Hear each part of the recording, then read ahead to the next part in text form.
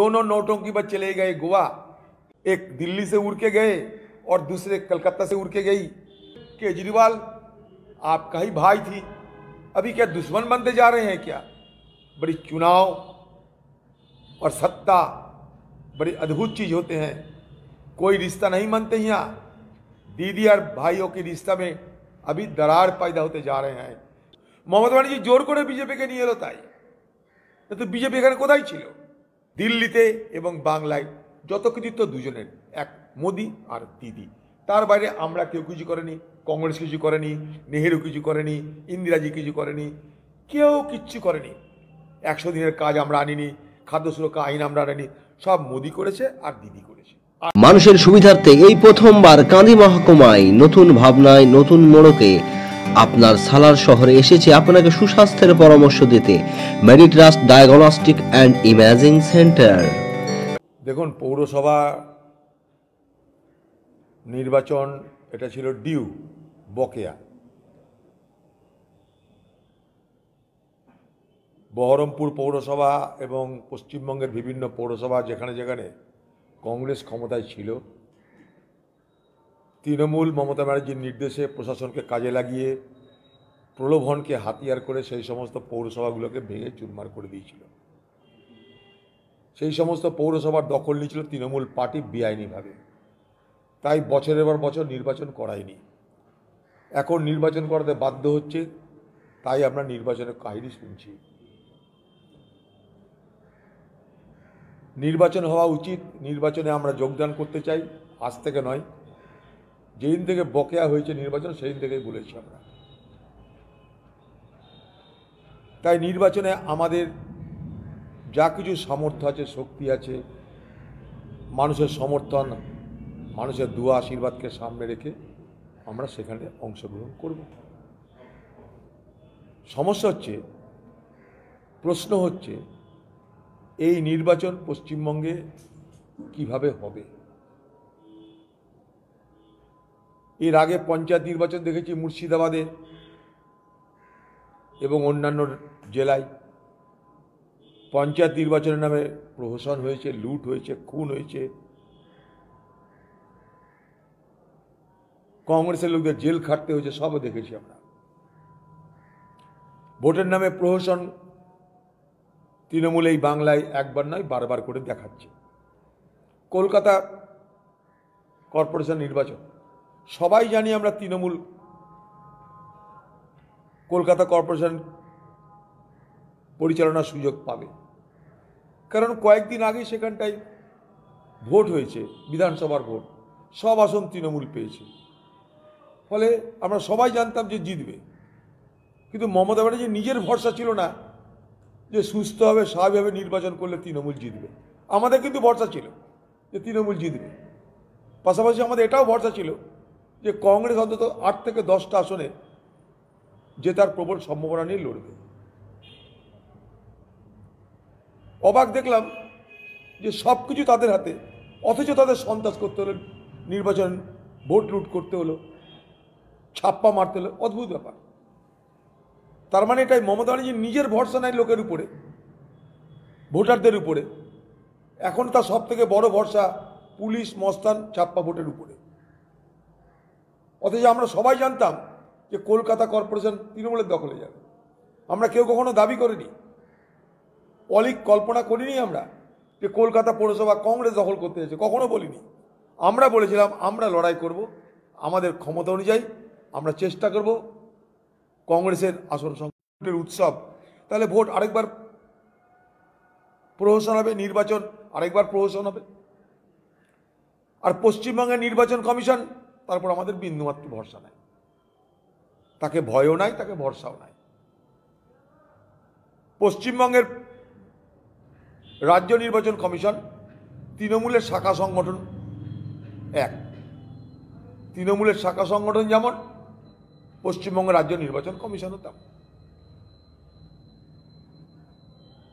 পশ্চিমবঙ্গের মুখ্যমন্ত্রী নিজে কথা দিলেন নির্বাচনের সন্ত্রাস হবে না। তৃণমূলের নেতারা কোথায় ক্ষমা চাইছে, ভুল স্বীকার করছে, তারপরও সন্ত্রাস। বাংলার মুখ্যমন্ত্রী, তিনি তিনবারের মুখ্যমন্ত্রী, তার কথার উপর তো ভরসা রাখবো আমরা সাধারণ মানুষ। আমরা যারা রাজনীতি করি, যখন মুখ্যমন্ত্রী কথা বলছে, মুখ্যমন্ত্রী জাতীয় স্তরে আলোচনার একজন ব্যক্তিত্ব, তিনি যখন কোনো আলোচনা করছেন, কথা দিচ্ছেন, প্রতিশ্রুতি দিচ্ছেন, তখন তো আমরা ধরে নেবই যে নির্বাচন শান্তিপূর্ণ হবে, কারণ প্রতিশ্রুতি দিচ্ছে বাংলার মুখ্যমন্ত্রী। তারপরেও যদি বাংলার মুখ্যমন্ত্রী বাংলার মানুষের সঙ্গে এই ধরনের প্রতারণা করেন, তাহলে স্বাভাবিকভাবে শঙ্কা জাগে যে বাংলার মানুষের নির্বাচন দেওয়ার অধিকার এ পশ্চিমবঙ্গের তৃণমূলের হারমাদরা আবার কেড়ে নেবে কি নেবে না। আমরা নির্বাচন করব, নির্বাচনে লড়ব, প্রতিরোধ করব, সব কিছু করব। পাশাপাশি এটাও চাইব সাধারণ মানুষ নিশ্চিন্তে, নির্বিঘ্নে, নির্ভয়ে ভোটে অংশগ্রহণ করুক। ব্যাস। কলকাতা কর্পোরেশনের ভোটে এত সন্ত্রাসের পরেও দেখা যাচ্ছে বামেরা বা কংগ্রেসেরা একটা ফলটা করছে এবং বিজেপি সেই জায়গাটা অনেকটা পিছিয়ে গিয়েছে। দেখুন, বিজেপিকে আমি আগেও বলেছি, বিজেপি মানে কালী পুজোর তুবড়ির মতন, হঠাৎ করে জ্বললো, হঠাৎ করে আলো হলো, আবার নিভে যাবে। পশ্চিমবঙ্গে বিজেপি নামক দল কখনো তার শাখা পোশাখা বিস্তার করতে পারবে না, কারণ পশ্চিমবঙ্গের সংস্কৃতি, পশ্চিমবঙ্গের ভাবনার সঙ্গে বিজেপি পার্টির সাম্প্রদায়িক ভাবনার কোনো সম্পর্ক কোনোদিন ছিল না, আজও নেই। পশ্চিমবঙ্গে বিজেপির বাড়ান্ত হয়েছিল মমতা ব্যানার্জির কল্যাণে, মমতা ব্যানার্জির দয়া, তার কার্টিসিতে পশ্চিমবঙ্গে বিজেপি পার্টির রমরমা হয়েছিল। এই মমতা ব্যানার্জির হাত ধরে বিজেপি বাংলা এলো, মমতা ব্যানার্জির হাত ধরে নির্বাচনী জোট হলো। মমতা ব্যানার্জি যখন তৃণমূল নেতৃত্ব কংগ্রেস আর সিপিএমকে পশ্চিমবঙ্গ থেকে উৎখাত করতে গেল, মাঝখান থেকে বিজেপি ঢুকে গেল। পশ্চিমবঙ্গে এলাকায় এলাকায় আরএসএসের শাখা সংগঠন বাড়ল, আরএসএসের দপ্তর খুলল, আরএসএসের স্কুল তৈরি হলো। সব কিছু তো বদান্যতা কার? বাংলার মুখ্যমন্ত্রী মমতা ব্যানার্জির বদান্যতা। মমতা ব্যানার্জি আজকাল বিজেপির বিরুদ্ধে কথা বলা ভুলেই গেছেন। মমতা ব্যানার্জি বিজেপিকে সমালোচনা করতে ভুলে গেছেন। বিজেপি পার্টির সঙ্গে মমতা ব্যানার্জির কোনো লড়াই নেই, কোনো বিরোধিতা নেই। নির্বাচনের পরে, নির্বাচনের আগে তার একটাই লক্ষ্য কংগ্রেস, তাই কংগ্রেসের উপরে নির্বাচনের পরও আক্রমণ হয়, কংগ্রেসের উপরে হামলা হয়, কংগ্রেসের লোকদের গ্রেপ্তার করা হয়। বিজেপি পশ্চিমবঙ্গে অপশ্রিয়মান দল, ক্রমশ হারিয়ে যাওয়া দল। কারণ পশ্চিমবঙ্গের সংস্কৃতির সঙ্গে, পশ্চিমবঙ্গের রাজনৈতিক ভাবনার সঙ্গে বিজেপি পার্টির আকাশ আর জমির ফারাক। বিজেপি পার্টি হরিদ্বারে বলে সব হিন্দু এক হও, সাধুদের ধর্ম সম্মেলনে তারা বলছে সব হিন্দু এক হও, মুসলমানের সঙ্গে লড়তে হবে। এই বিজেপি বাংলায় স্থান পাবে না। রবীন্দ্রনাথের বাংলা, নজরুলের বাংলা, জীবনানন্দ, স্বামী বিবেকানন্দের বাংলা, এখানে বিজেপির কোনো স্থান হবে না। আগেও বলেছি, আজও বলছি, আগামী দিনে বলব। মমতা ব্যানার্জি জোর করে বিজেপিকে নিয়ে এলো, তাই তো বিজেপি এখানে কোথায় ছিল? মমতা ব্যানার্জির অবদান বিজেপিকে বাংলায় এইভাবে বাড়তে দেওয়া, এইভাবে ফলে ফুলে পুষ্ট করা, মমতা ব্যানার্জির অবদান। দাদা, জেলায় কি আপনারা যে ভোট হচ্ছে, পৌরসভা ভোট, সেটা কি কংগ্রেস একাই লড়াই করছে? আমরা একাই লড়াই করছি। দাদা, 7টা পৌরসভা ভোট মুর্শিদাবাদে, তার মধ্যে দেখা যাচ্ছে যে 5 বছর আগে 7টার মধ্যে 6টাই কংগ্রেসের দখলে ছিল। এবার কি হবে? কি আর হবে? বলছি তো যে ভোট যদি হয় কংগ্রেস জিতবে, আর যদি পুলিশ, মস্তান, হারমাদ লুট করতে লুট করবে, কি করবো আমরা? আমরা তো হারমাদদের সঙ্গে, পুলিশ, তৃণমূলের গুন্ডাদের যৌথ শক্তির সঙ্গে গোলাগুলি বিনিময় করতে পারবো না, কিন্তু গণতান্ত্রিক যত শক্তি আছে সব শক্তি প্রয়োগ আমরা করব। মমতা ব্যানার্জিকে তার জন্য বলেছি শান্তিপূর্ণ নির্বাচন হোক, আমরা হারতে রাজি আছি, জিততে রাজি আছি, নির্বাচন শান্তিপূর্ণ হোক, মানুষের ভোট দেওয়ার অধিকারকে সুনিশ্চিত করা হোক। আমরা তার জন্য কোর্টেও যাব, আমি নিজের সিদ্ধান্ত নিয়েছি, হাইকোর্টে যাব, কোর্টকে বলবো আমাদের ভোট দেওয়ার অধিকারকে নিশ্চিত করা হোক। অবশ্যই বলবো, কারণ মুখ্যমন্ত্রী নিজের কথার খেলাপি করলেন। আমি ভরসা করেছিলাম মুখ্যমন্ত্রীর কথার উপরে। তিনবারের মুখ্যমন্ত্রী যখন কোনো প্রতিশ্রুতি দিচ্ছেন যে ভোট শান্তিপূর্ণ হবে, তাঁর দলের রথী মহারথীরা বলছেন ভোট শান্তিপূর্ণ, তারা মানুষের কাছে ভুল স্বীকার করছেন, ক্ষমা চাইছেন, তারপরেও যদি এই লুটতরাজ হয়, তাহলে বাংলার মুখ্যমন্ত্রী কথার উপরে ভরসা করার বেকার।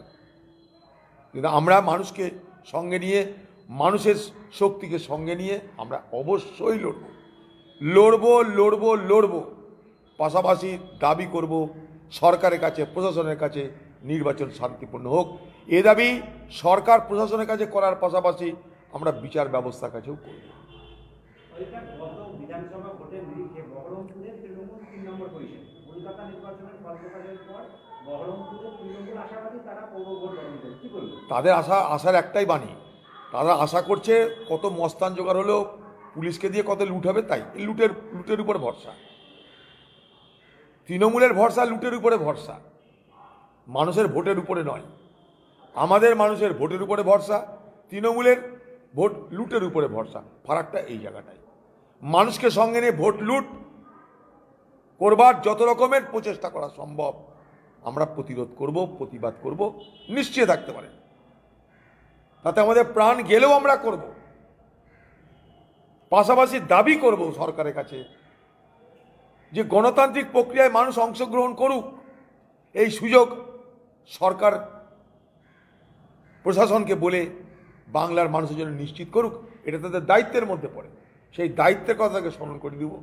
আর পাশাপাশি আমরা আমাদের মতো করে অবশ্যই লড়ব, 100 বার লড়ব, প্রাণ গেলেও লড়ব। আমরা অবশ্যই আমরা রুখার সব রকম চেষ্টা করব।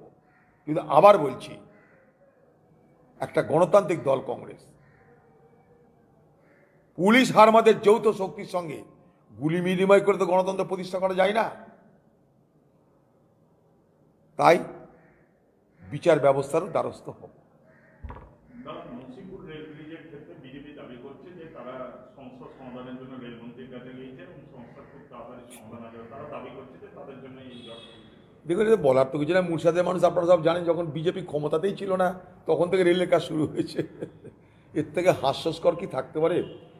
ব্যাপার হচ্ছে যে আজকালকার রাজনীতিতে, বাংলার রাজনীতিতে, দেশের রাজনীতিতে কৃতিত্ব নেওয়ার যুদ্ধ শুরু হয়ে গেছে, ওয়ার অফ ক্রেডিট। যদি দিল্লিতে যান, সব কিছুতে মোদি হয়তো মুমকিন হয়, সব নাকি মোদি করেছে। দেশ বানিয়েছে মোদি, 10 বানিয়েছে মোদি, সারা ভারতবর্ষকে পাল্টে দিয়েছে মোদি, শ্রেষ্ঠ ভারত বানিয়েছে মোদি, সব মোদি। কলকাতা এয়ারপোর্টে নামার পর বাংলা করেছে দিদি, বাংলার উন্নয়ন দিদি, বাংলা শ্রেষ্ঠত্ব দিদি। দিদি মোদি বলে দিল্লিতে, দিদি বলে কলকাতায়। সব কৃতিত্ব তাদের, দিদি বলে সব কৃতিত্ব আমাদের। আমি তথ্য দেখুন আপনারা, তাহলে বুঝতে পারবেন। এই নসিপুর রাজীবগঞ্জ ব্রিজের কাজ শুরু হয়েছিল লালু প্রসাদ রেলমন্ত্রী থাকা অবস্থায়। লালু প্রসাদ প্রণব মুখার্জি এসে শুরু করেছিলেন, ফাউন্ডেশন স্টোন লে করেছিলেন। তখন কি বিজেপি ক্ষমতায় ছিল? না, পরিষ্কার। আমি যখন রেলমন্ত্রী ছিলাম, অবশ্যই হাফ প্যান্ট পরা রেলমন্ত্রী, তৃণমূলের কথা অনুযায়ী সেখানে সমাধান করার চেষ্টায় সেখানকার লোকদেরকে চাকরি দেওয়ার ব্যবস্থা করেছি। ওপারের এপারের নয়, যাতে তারা জমিটা দেয় তার ব্যবস্থা করেছি।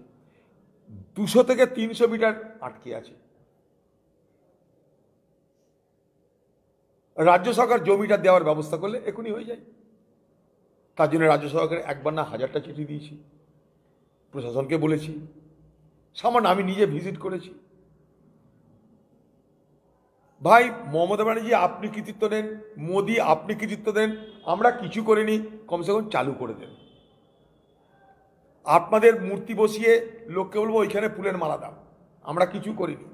লালু প্রসাদ যাদব কিছু করেনি, প্রণব মুখার্জি কিছু করে, সব দিদি করেছে আর মোদি করেছে। ভাই চালু তো করে দেন, আপনাদের নামে নামকরণ করে দেন, উদ্বোধন করুন আপনারা, কোনো অসুবিধা নাই, কাজটা হলেই হলো। একইভাবে 55 তলা চুয়াপুর এই রেলের ওভারব্রিজ, সেটাও আমার আমলে শুরু করেছিলাম, মনে করে দেখুন। সব সরকারি তথ্য নিয়ে কথা বলছি। 39 কোটি টাকা স্যাংশন করেছিলাম, শুরু করতে দেওয়া হয়নি, কারণ অধীর চৌধুরীর কৃতিত্ব হয়ে যাবে। তাই আমার এমপিলারের টাকা খরচা করতে দেওয়া হয় না, তাই আমাকে রেলকে বলতে হয়, রেল আপনি টাকা নিন, খরচ করুন, কাজ করুন। কাশিমবাজারে আমরা রেলের লিড বসিয়েছি, এসকেলেটার বসিয়েছি। এই বহরমপুর আমরা এসকেলেটার বসাতে যাচ্ছি, কাশিমবাজার লিড বসিয়েছি। একইভাবে দেখতে পাবেন এগুলো। আমি রেলমন্ত্রী হওয়ার পর সারা মুর্শিদাবাদ জেলায় রেলের স্টেশনগুলোর চেহারা বদলে দেওয়ার ব্যবস্থা করেছি, অন রেকর্ড বলছি কথা। তো নসিপুর রাজীবগঞ্জ ব্রিজ তার কাজ শুরু হয়েছিল লালু প্রসাদ রেলমন্ত্রী থাকা অবস্থায় তখন বিজেপি ক্ষমতায় ছিল না। বিজেপির সরকারের নিশ্চয়ই লালু প্রসাদ যাদব রেলমন্ত্রী ছিল না। 6-7 সালে এটা শুরু হয়েছিল। রেকর্ড দেখুন, আপনার অন রেকর্ড কথা বলছি আমরা। আর আরও বলি 96 সাল থেকে নসিপুর আজিমগঞ্জ রেল ব্রিজকে পুনরুদ্ধার করার প্রক্রিয়া শুরু করেছিলাম। এই লোকটা অধীর চৌধুরী, মদত করেছিল আমাকে লালবাগের খান সাহেব।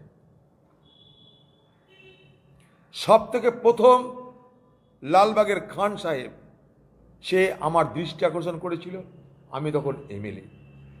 মনোরঞ্জন ভক্ত রেলের কনভেনশন কমিটির চেয়ারম্যান, তিনি ভিজিট করতে এলেন মুর্শিদাবাদের এই নসিপুর আজিমগঞ্জ এলাকাকে আমাদের দাবি অনুযায়ী।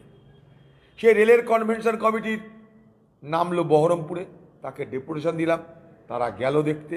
শুরু হলো ধীরে ধীরে রেল নিয়ে আলোচনা। আমি এমপি হলাম 99 সালে, সোজা চলে গেলাম যোজনা পরিষদ, এখন নীতি আয়োগ, তখন ছিল যোজনা পরিষদ।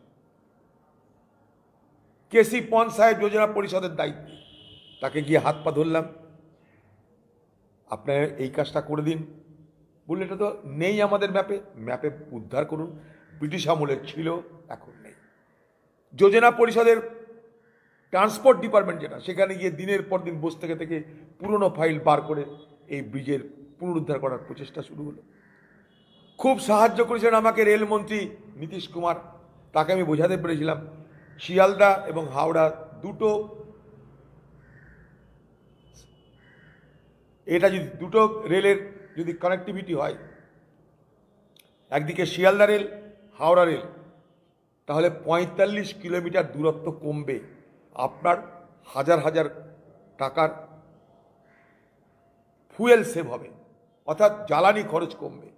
ফুয়েল সেভ হবে হাজার হাজার টাকার, লক্ষ লক্ষ টাকার।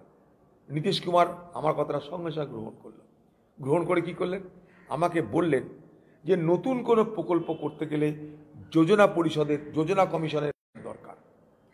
আবার যোজনা কমিশনে গিয়ে পেয়ে গেলাম প্রণব মুখার্জিকে। প্রণব মুখার্জি মহাশয়কে নিয়ে লালু প্রসাদকে সঙ্গে নিয়ে আলোচনা শুরু করলাম। প্রণব মুখার্জিকে লালু প্রসাদ যাদব বলল, আপনি আমাকে ক্যান্টনমেন্ট দিন, আমি আপনাকে রেল দিব। কারণ প্রণব মুখার্জি ছিল তখন ডিফেন্স মিনিস্টার। প্রণব মুখার্জি বলে, আমি দেখছি তোমার ক্যান্টনমেন্ট, আর্মি ক্যান্টনমেন্ট, তুমি আমাকে রেলের ব্যবস্থা করো। মাঝখানে আমি টাকা স্যাংশন হলো 80 কোটি, শুরু হলো। এখন 100 কোটি পার হয়ে গেছে, কষ্ট বাড়ানো হচ্ছে। এই তো রেল। ক্ষমতা আছে কারোর এই তথ্যকে অস্বীকার করা? বিজেপির সরকার ক্ষমতায়, দেখে নেন, অন রেকর্ড কথা বলো, কেন মিথ্যা কথা বলে মানুষকে? কৃতিত্ব নেবার যুদ্ধে কেন সব মিথ্যা কথা বলা হয়? মানুষকে কেন বোকা বাবা হয়? এখন রাইট টু ইনফরমেশনের যুগ, তথ্য জানার অধিকারের যুগ। সেই তথ্য জানার অধিকারীকে দরখাস্ত করলে তো সব পেয়ে যাবেন। কত সালে শুরু হয়েছে, কে মন্ত্রী ছিল, কত টাকা স্যাংশন হয়েছে, পেয়ে যাবেন সব। আরটিআই করুন না, সব পেয়ে যাবেন। আমার কথা, নেতাদের কথা শোনার দরকার কি আছে? দিল্লিতে এবং বাংলায় যত কৃতিত্ব দুজনের, এক মোদি আর দিদি। তার বাইরে আমরা কেউ কিছু করেনি, কংগ্রেস কিছু করেনি, নেহেরু কিছু করেনি, ইন্দিরাজি কিছু করেনি, কেউ কিচ্ছু করেনি। 100 দিনের কাজ আমরা আনিনি, খাদ্য সুরক্ষা আইন আমরা আনিনি, সব মোদি করেছে আর দিদি করেছে। আর কেউ ভারতবর্ষে কিছু করেনি। বাংলায় যা দেখবেন দিদি, ভারতবর্ষে যা দেখবেন মোদি। কলকাতা পুর বোর্ডের পরে পাশাপাশি বিজেপির সাংগঠনিক দল গড়ে উঠল। আজকে দিলীপ ঘোষকে প্রশ্ন করাতে দিলীপ ঘোষ এটা বলেন যে এটা আমাদের পার্টির সঙ্গে সম্পর্ক নেই, তৃণমূল একার কথাই চলে, আর কংগ্রেস এভাবে চলতে গিয়ে কংগ্রেস শেষ হয়ে গেছে।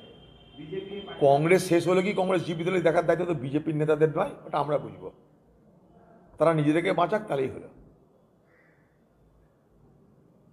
दादा, अरविंद केजरीवाल कह रहे हैं टीएमसी पार्टी को ये गोवा में 1% भी वोट शेयर नहीं है। तो देखिए, दीदी की भाई था केजरीवाल, पहले दीदी का ही भाई थे वो केजरीवाल। बड़े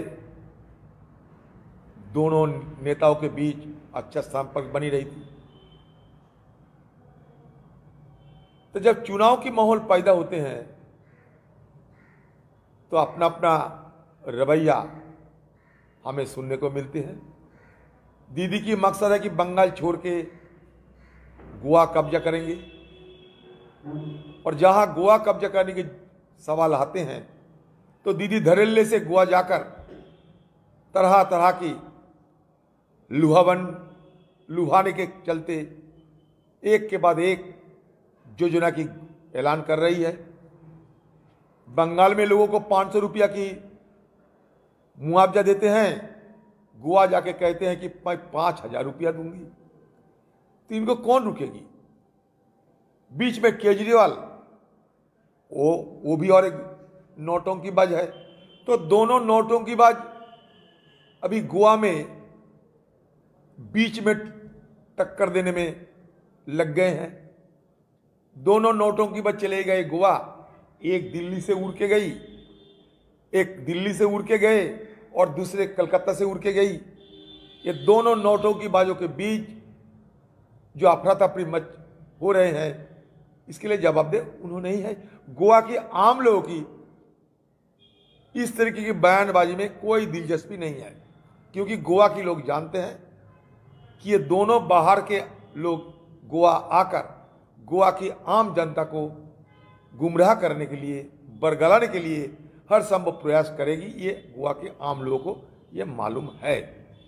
तो इसलिए अभी देखना पड़ेगा और पूछना पड़ेगा हमारे दीदी को कि भाई केजरीवाल आपका ही भाई थी, अभी क्या दुश्मन बनते जा रहे हैं क्या? बड़ी चुनाव और सत्ता बड़ी अद्भुत चीज होते हैं, कोई रिश्ता नहीं बनते यहाँ। दीदी और भाइयों के रिश्ता में अभी दरार पैदा होते जा रहे हैं। केजरीवाल जी अपना तेवर अपना रहे हैं, ममता जी अपना तेवर अपना रही है। वैसे दोनों का बीच टकराव गोवा के लोग देख रहे हैं और आराम से मुस्कुराते हैं। ये दो जैसे कि सैलानी जाते हैं, ये दिल्ली की सैलानी गए और ये कलकत्ता की सैलानी गए। ये दो सैलानी की जमावड़ा आप गोवा में लोग परख कर रहे हैं, दीदार कर रहे हैं।